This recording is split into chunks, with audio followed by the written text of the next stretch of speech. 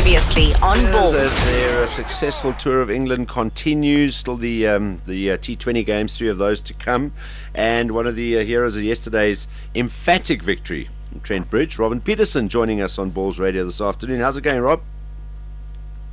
Yeah, I'm good, yourself? Yeah, very, very good, thank you. It's bucketing down here, the hail. It's pitch dark here at the moment. It's like a winter's day over there. You can't see anything. There's a lot of hail all over the place.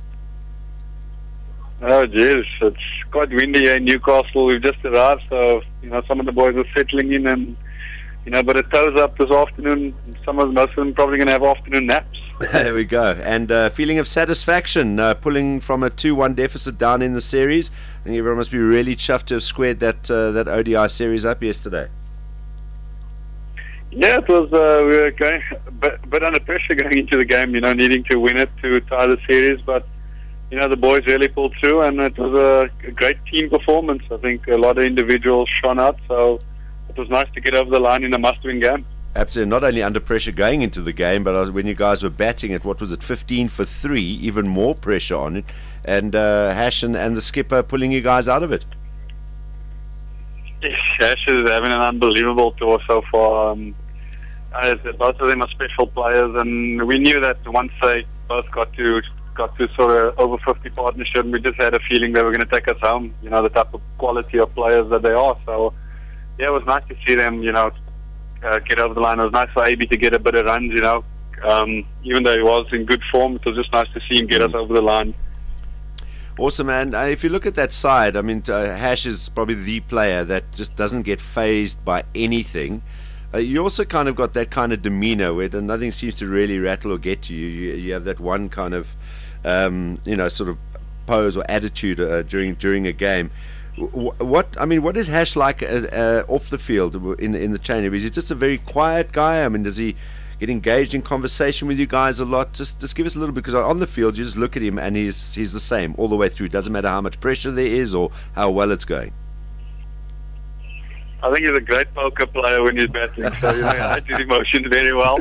Yeah. But no, he's a great guy in the dressing room. He's quite funny, and a little bit of a prankster in him. So yeah, he's got loads of personality in the dressing room, and he's a great guy to have around. The team guys love him, and he's probably one of our more popular members of the squad. Robin, what is the mood in the camp like in the change room when you guys were 14 for 3? Yeah, we obviously Justin Anton came in, so we had a slightly longer batting lineup than normal. But yeah, we were quite confident. We just knew that with Ash and AB's experience, that if they knuckled down and got a partnership, that they'd usher us over the line. So it was,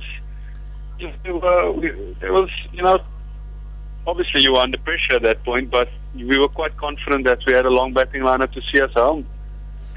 England, obviously, Stephen Finn, one of their main bowlers, weren't playing, and obviously they even though Treadwell did well, they probably missed Graham Swan too, last night. So yeah, we were under pressure, but we were confident that we would, pull through.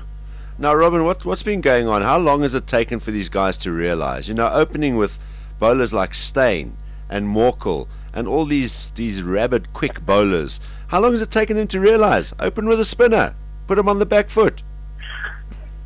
That's exactly what Dale said when he was bowling. He says, stop bowling all these balls at 150 kilometers. He's getting balls with slow ball bounces and all sorts of stuff. So he seems to be working it out now in the back end of his career. But I mean that yeah, carry on. It's just nice to open the bowling. It's something I really enjoy doing. So when the opportunity presents itself, I like to sort of get in the mix early in the game. So. Instead of waiting around for 10, 15 overs to get involved, I like to get stuck in straight away. All right, and it was a masterstroke because, as I think the guys were saying yesterday, Cook must have walked out there thinking he's going to get the same as he's had throughout the series, and was maybe caught a little bit on the back foot when we opened with spin. And it's not the first time that we've done England with yourself in that role. Obviously, we remember that World Cup where you knocked over a couple in the first over. So it's worked before. When did you guys decide that was going to be the ploy for yesterday? It was sort of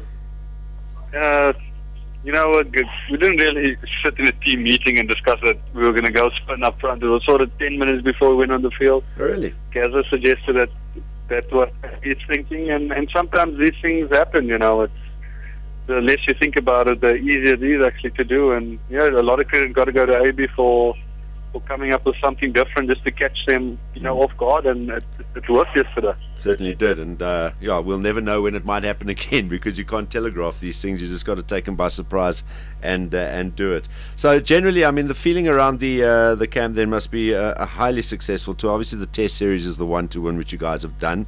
You didn't lose the one-day series; it is a draw. Obviously, the only sort of disappointment is that we didn't get that number one spot, but that is sort of a minor disappointment, I would imagine.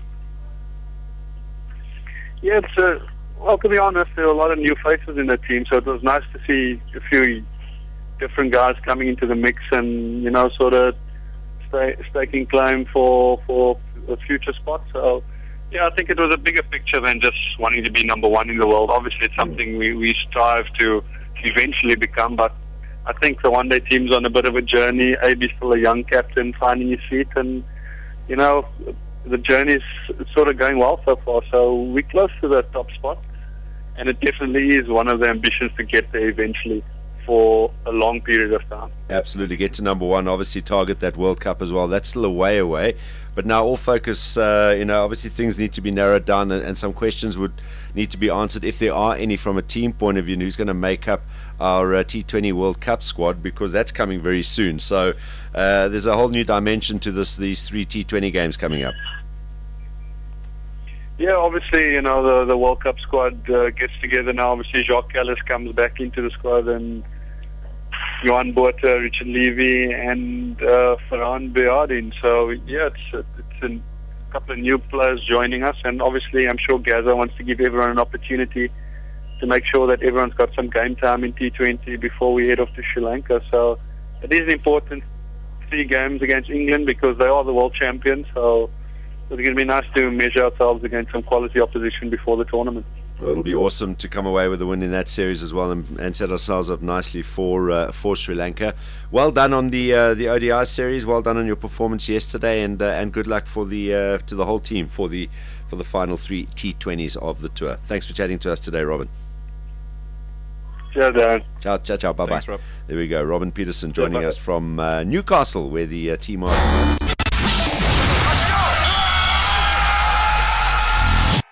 2 p.m. to 6 p.m. Mondays to Fridays live on Ballz.co.za. Ballz.co.za.